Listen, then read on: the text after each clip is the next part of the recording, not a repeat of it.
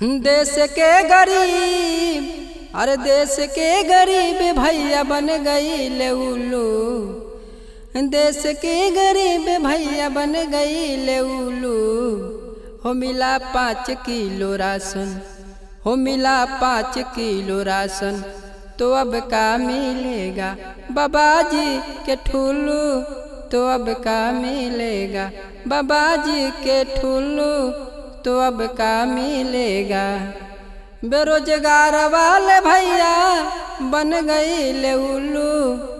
बेरोजगार वाले भैया बन गई ले उल्लू।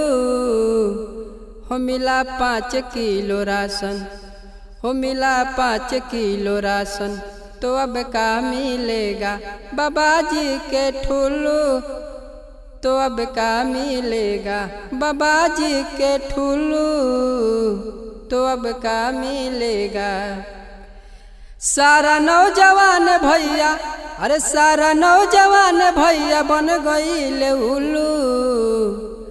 सारा नौजवान भैया बन गई ले उल्लू, तो अब का मिलेगा, हो अब का मिलेगा बाबा जी के ठुल्लू। तो अब का मिलेगा बाबा जी के ठुल्लू, तो अब का मिलेगा।